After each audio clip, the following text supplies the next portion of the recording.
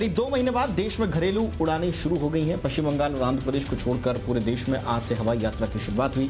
पहली फ्लाइट दिल्ली से पुणे और मुंबई से पटना के लिए चली। आज 1050 से ज्यादा फ्लाइट्स ऑपरेट होंगी। फिलहाल आंध्र प्रदेश और पश्चिम बंगाल ने घरेलू उड़ानों को मंजूरी नहीं दी है। तूफान के चलते इन राज्यों ने उड़ानों को मंजूरी नहीं मिली है। आंध्र प्रदेश कल से और पश्चिम बंगाल 28 मई से हवाई उड़ानें शुरू करेंगे। उड़ानें शुरू होने के साथ ही फ्लाइट्स के कैंसिल होने का सिलसिला भी शुरू हो गया। देश भर में सुबह के वक्त कई फ्लाइट्स रद्द करनी पड़ी।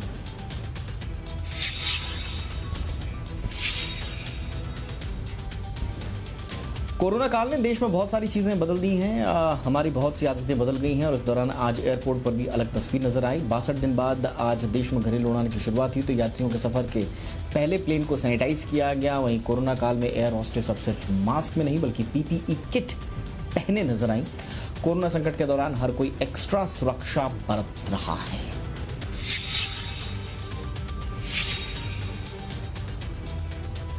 कोरोना वायरस से राहत मिलती नहीं दिख रही है। देश में कोरोना मरीजों की संख्या 1,38,000 के पार चली गई है और पिछले 24 घंटों के भीतर देश में करीब 7,000 नए मामले सामने आए हैं। ये एक दिन में अब तक का सबसे ज्यादा मामले हैं। अभी तक कोरोना संक्रमण के चलते देश में 4,000 से ज्यादा लोगों की मौत हो चुकी है। सिर्फ पिछले 24 घंटे के दौरान कोरोना 154 लोगों की जान ले चुका है। देश में कोरोना संक्रमण तेजी से बढ़ रहा है।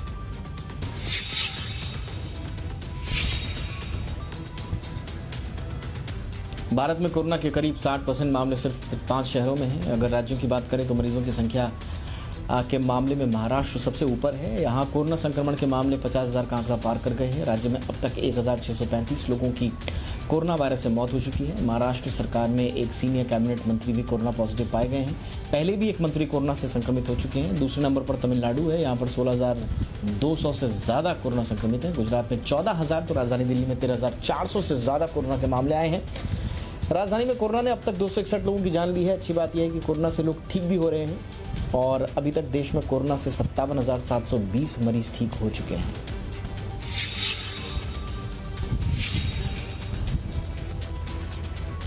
कोरोना के बढ़ते मामलों के बीच गाजियाबाद प्रशासन ने बड़ा फैसला लिया है। गाजियाबाद के डीएम ने आज से दिल्ली गाजियाबाद बॉर्डर को सील करने का आदेश जारी कर दिया। डीएम के मुताबिक गाजियाबाद में लगातार बढ़ते कोरोना वायरस के केस को देखते हुए यह फैसला लिया गया है। हालांकि इस दौरान उन लोगों की एंट्री की इजाजत रहेगी जिनके पास है।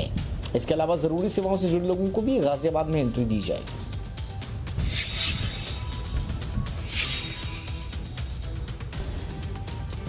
प्रवासी मजदूरों पर राजनीति थमने का नाम नहीं ले रही है। महाराष्ट्र के सीएम उद्धव ठाकरे ने आरोप लगाया कि केंद्र सरकार की तरफ से अभी तक प्रवासी मजदूरों को उनके गांव भेजने के लिए एक भी रुपया नहीं दिया गया, जबकि महाराष्ट्र सरकार ने करोड़ों रुपए खर्च किए हैं। उद्धव ठाकरे के आरोप का रेल मंत्री पीयूष गोयल ने जवाब दिया है। उन्होंने ट्वीट किया कि उद्धव जी, कल हम महाराष्ट्र से 125 श्रमिक स्पेशल ट्रेनें देने के लिए तैयार हैं। आपने बताया कि आपके पास श्रमिकों की लिस्ट तैयार है, इसलिए आपसे अनुरोध है, उम्मीद है कि पहले की तरह ट्रेन स्टेशन पर आने के बाद वापस खाली न जानी पड़े। आपको आश्वस्त करना चाहूंगा कि आपको जितनी ट्रेन चाहिए वो उपलब्ध होगी।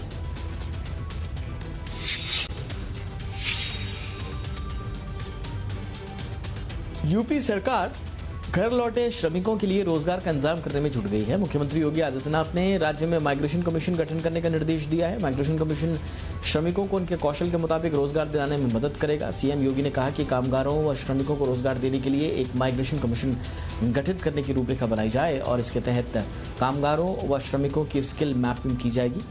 उनका सारा ब्यौरा इकट्ठा किया जाए, जिसके बाद उन्हें रोजगार देकर मानदेय दिया जाए।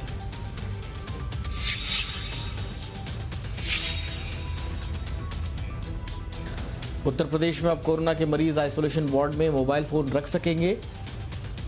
इसे लेकर आदेश जारी कर दिया गया है। इससे पहले डीजी चिकित्सा शिक्षा ने मोबाइल पर पाबंदी का आदेश दिया था, लेकिन अब योगी सरकार ने आदेश वापस लेकर रोगियों के आइसोलेशन वार्ड में फोन पर बात करने की छूट दी है। नए आदेश के अनुसार मरीजों को शर्तों के साथ निजी मोबाइल का उपयोग करने की मंजूरी दी गई है। मरीजों को वार्ड में जाने से पहले उनके पास मोबाइल और चार्जर है, इसकी जानकारी देनी होगी। इसके बाद उनके मोबाइल और चार्जर को सैनिटाइज किया जाएगा। वो अपना मोबाइल चार्जर किसी दूसरे को उपयोग करने के लिए नहीं दे सकते।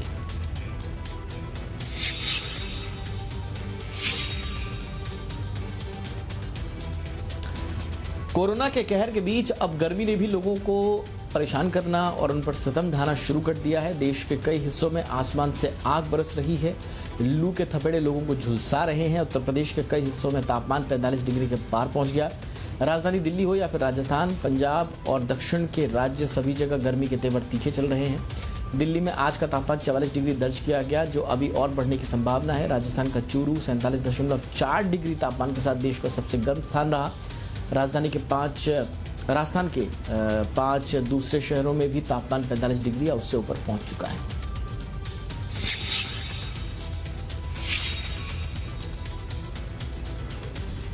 उत्तर भारत के कई हिस्सों में तापमान के 45 डिग्री सेल्सियस के अधिक होने के बाद मौसम विभाग ने दिल्ली, पंजाब, हरियाणा, चंडीगढ़ और राजस्थान में अगले 2 दिनों के लिए रेड अलर्ट जारी किया है। मौसम विभाग के मुताबिक अगले 2 से 3 दिनों में इन राज्यों में तापमान 47 डिग्री सेल्सियस तक पहुंच सकता है, जबकि पूर्वी उत्तर प्रदेश में चलने वाली लू की संभावना को देखते हुए यहां के लिए ऑरेंज अलर्ट जारी किया गया है।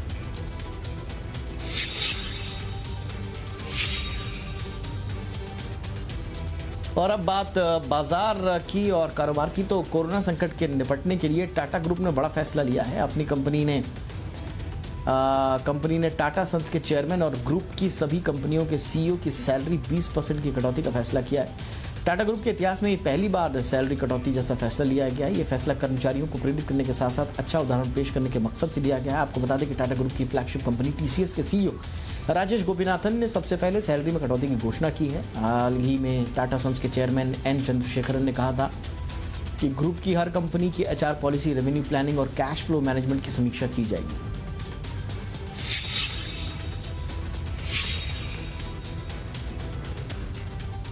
एफएमसीजी सेक्टर की दिग्गज कंपनी आईटीसी मसाला कंपनीज सनराइज फूड्स का 100% अधिग्रहण करेगी। इसे लेकर दोनों कंपनियों के बीच समझौता हो गया है।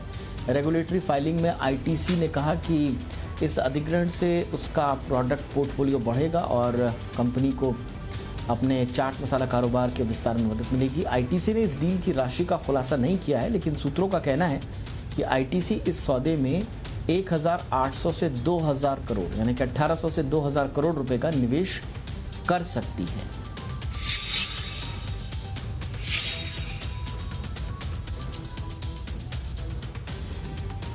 कोरोना संकट से चलते केंद्र सरकार ने गाड़ियों से जुड़े दस्तावेजों की डेडलाइन को बढ़ाकर 31 जुलाई कर दिया है। सरकार की ओर से जारी बयान में कहा गया है कि जिन गाड़ियों के कागजातों का रिन्यूअल 1 फरवरी से बाकी है, उनकी वैधता 31 जुलाई तक बढ़ाई जा रही है।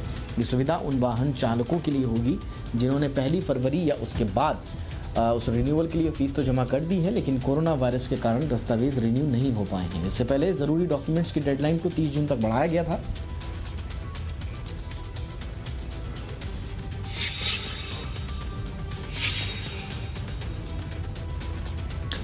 खुदरा कारोबारियों के संगठन CAIT यानी confederation of all Indian traders ने कहा है कि देश में जारी लॉकडाउन के चलते पिछले 60 दिनों में खुदरा कारोबारियों को 9 लाख करोड़ रुपए का कारोबार का नुकसान हुआ है। संगठन का कहना है कि देश भर में व्यापारियों के वित्तीय संकट का सामना करना पड़ा है और सरकार की ओर से कोई समर्थन नहीं मिलने से व्यापारी अपने भविष्य को लेकर चिंतित हैं। संगठन के मुताबिक खुदरा व्यापार में काम कर रहे लगभग 80% कर्मचारी अपने गांव लौट गए हैं।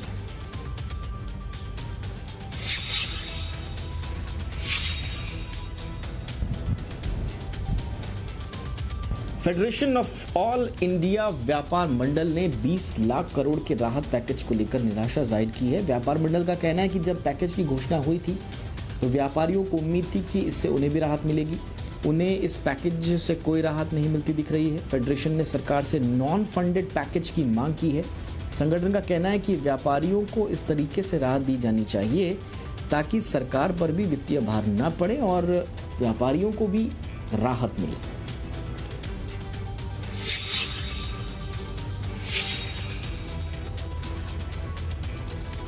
कोरोना के चलते जारी लॉकडाउन के बीच गोल्ड इंपोर्ट में लगातार गिरावट आ रही है। अप्रैल महीने में लगातार 5वें महीने गोल्ड इंपोर्ट गिरा है। अप्रैल में तो गोल्ड इंपोर्ट करीब 100% तक गिर गया। अप्रैल में सिर्फ 28 लाख डॉलर का गोल्ड इंपोर्ट हुआ। वाणिज्य मंत्रालय के आंकड़ों के मुताबिक अप्रैल 2019 में 40 अरब डॉलर का गोल्ड इंपोर्ट हुआ था। गोल्ड इंपोर्ट गिरने से देश का व्यापार घाटा कम करने में मदद मिली है। देश के सोने आयात में दिसंबर से गिरावट जारी है।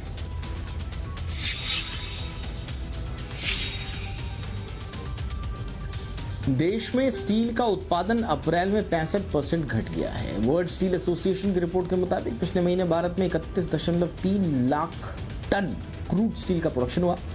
कोरोना के चलते देशव्यापी लॉकडाउन के कारण देश में क्रूड स्टील के उत्पादन, मांग और आपूर्ति पर नेगेटिव असर पड़ा है। इसी साल मार्च में क्रूड स्टील का प्रोडक्शन 14% घटा था। अप्रैल महीने में पूरी दुनिया में क्रूड स्टील का उत्पादन गिरा है। रिपोर्ट के मुताबिक अप्रैल महीने में ग्लोबल आउटपुट 13% गिरकर 13.7 करोड़ टन रहा।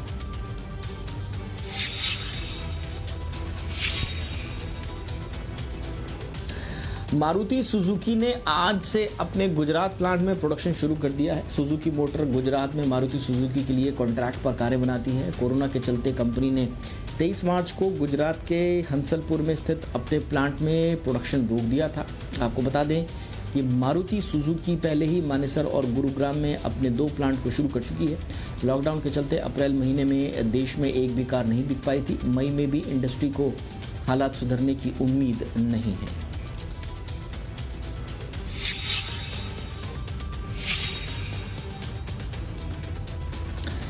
देश में विवादों को सुलझाने की प्रक्रिया आसान होने जा रही है। सुप्रीम कोर्ट के पूर्व जज जस्टिस AK सीकरी ने शुक्रवार को IDRC यानी इंडियन डिस्प्यूट रेजोल्यूशन सेंटर का अनावरण किया। इस सेंटर के जरिए विवादों का निपटारा पेपरलेस यानी इलेक्ट्रॉनिक तरीके से होगा। इस सेंटर पर विवादों के निपटारे के लिए ऑफलाइन के साथ ही ई-आर्बिट्रेशन, ई-मेडिटेशन और ई-कॉन्सिलिएशन की सुविधा भी मिलेगी। सेंटर का उद्घाटन करते हुए जस्टिस सीकरी ने कहा कि इस सेंटर को बनाने में युवाओं का पूरा योगदान है। सेंटर के उद्घाटन के बाद एक पैनल डिस्कशन में शामिल सीनियर वकील सिक्कू मुखोपाध्याय ने कहा कि वो इंडियन डिस्प्यूट रेजोल्यूशन सेंटर में भारी संभावनाएं देख रहे हैं। पैनल में शामिल लेक्सिडेम एंड राठी के मैनेजिंग पार्टनर दिव्यांश हनु राठी ने कहा कि इससे वर्ल्ड बैंक की ease of doing business report में भारत की रैंकिंग में जबरदस्त सुधार होगा।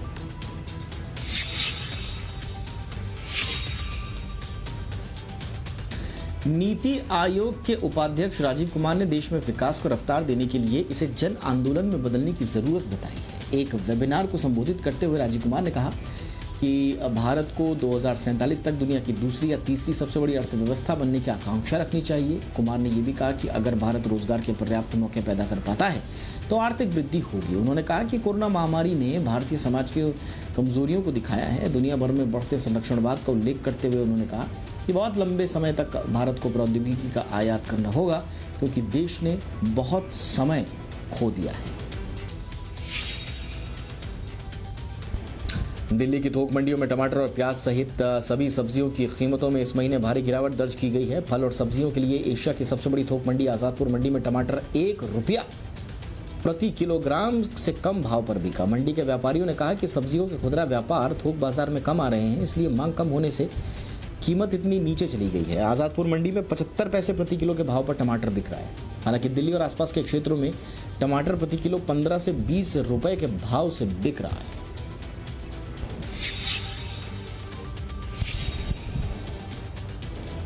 नोएडा के सेक्टर 6 में मौजूद नोएडा अथॉरिटी के दफ्तर में अचानक आग लग गई। माना जा रहा है कि आग में दफ्तर में रखे कई रिकॉर्ड जलकर खाक हो गए हैं। आग पर करीब 2 घंटे में काबू पाया जा सका। आग में इंडस्ट्रियल डिपार्टमेंट के रिकॉर्ड जलकर खाक हो गए। शुरुआती जांच में शॉर्ट सर्किट होने से आग लगने की आशंका जाहिर की गई है।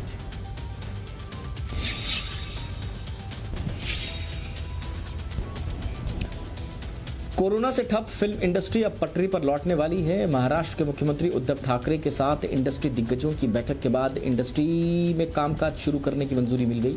महाराष्ट्र के सीएम के साथ इस मुलाकात में जी ग्रुप के पुनीत गोयनका, सोनी ग्रुप के NP सिंह, बालाजी टेलीफिल्म्स की एकता कपूर जैसी इंडस्ट्री के कई दिग्गज शामिल हुए। मुख्यमंत्री ने एहतियात के साथ शूटिंग करने को मंजूरी दे दी है।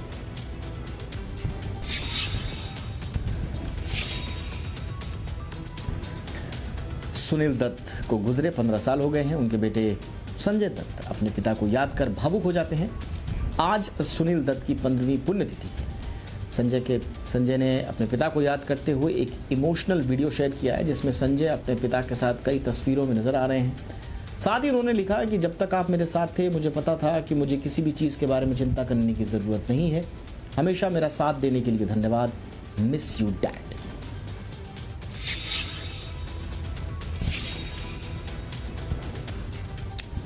पूर्व हॉकी प्लेयर बलबीर सिंह दोसांझ उर्फ बलबीर सिंह सीनियर के निधन पर सुपरस्टार अक्षय कुमार ने शोक जाहिर किया है।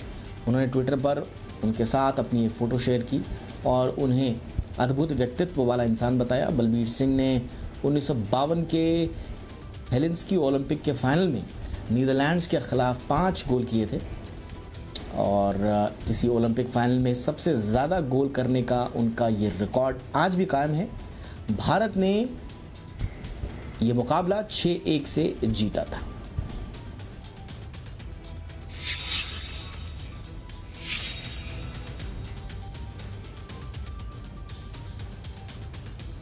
तीन बार के ओलंपिक गोल्ड मेडलिस्ट भारत के लेजेंड हॉकी खिलाड़ी बलबीर सिंह, जिनकी हमने आपको खबर बताई, वो दरअसल नहीं रहे। लंबी बीमारी के बाद आज सुबह मोहाली में उनका निधन हो गया था। वो 95 साल के थे। बलबीर सिंह को 12 मई को दिल का दौरा पड़ने के बाद मोहाली के फोर्टिस अस्पताल में भर्ती कराया गया था। बलबीर सिंह 1948 में लंदन ओलंपिक, 1952 में हेलेंस्की और 1956 में मेलबर्न ओलंपिक में गोल्ड जीतने वाली टीम के सदस्य थे। बलबीर सिंह सीनियर 1975 में एकमात्र वर्ल्ड कप जीतने वाली भारतीय टीम के मैनेजर भी रह चुके हैं।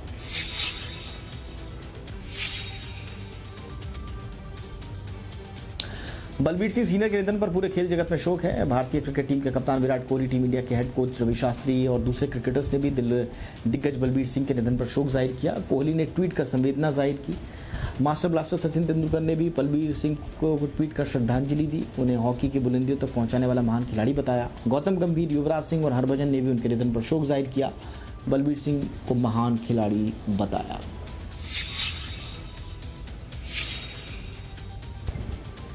लंबे वक्त से T20 से बाहर चल रहे स्पिनर हरभजन सिंह को उम्मीद है कि वो T20 वर्ल्ड कप खेल सकते हैं। भज्जी का मानना है कि वो T20 वर्ल्ड कप के लिए पूरी तरह से फिट और तैयार है। जुलाई में 40 साल के होने वाले हरभजन सिंह ने कहा कि वो IPL में अच्छा प्रदर्शन कर रहे हैं। ऐसे में सिलेक्टर्स को उनके नाम पर विचार करना चाहिए। बता दें कि पिछले 4 साल से कोई इंटरनेशनल मैच नहीं खेलने वाले हरभजन सिंह का IPL रिकॉर्ड बेहद शानदार है। वो करीब 150 विकेट ले चुके हैं।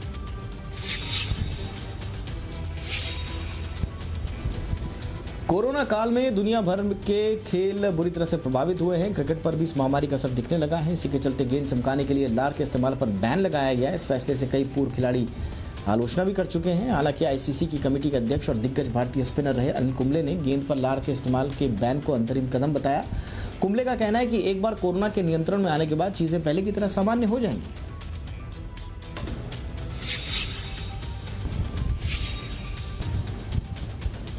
कोरोना के बीच BCCI पर क्रिकेट शुरू करने का दबाव है। सूत्रों से पता चला है कि 15 जून से टीम इंडिया के लिए नेशनल कैंप का आयोजन NCA बेंगलोर में कराया जा सकता है। वहीं टीम इंडिया दक्षिण अफ्रीका के दौरे पर भी जा सकती है। खबर है कि बोर्ड डोमेस्टिक क्रिकेट को कम कर सकता है। BCCI दिलीप ट्रॉफी और देवघर ट्रॉफी को रद्द कर सकती है। खबर है कि इस बीच सईद मुश्ताक अली ट्रॉफी को शुरू किया जा सकता है। माना जा रहा है कि बोर्ड IPL शुरू करवाना चाहता है, इसलिए इस साल घरेलू क्रिकेट के 2 महीने काटे जा रहे हैं।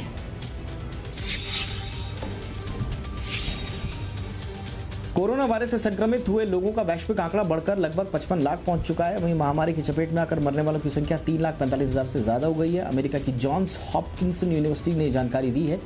कोरोना संक्रमण से सबसे ज्यादा प्रभावित देश अमेरिका टॉप पर है, तो ब्राजील इसके बाद दूसरे, जबकि रूस तीसरे नंबर पर है।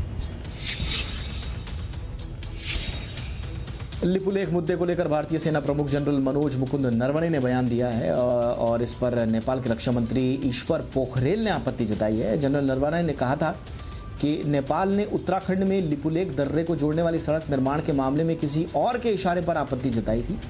उनके इस बयान पर आपत्ति जताते हुए नेपाल के रक्षा मंत्री ने कहा कि यह बयान नेपाल के इतिहास का अपमान है और हमारी आज़ादी की अनदेखी है।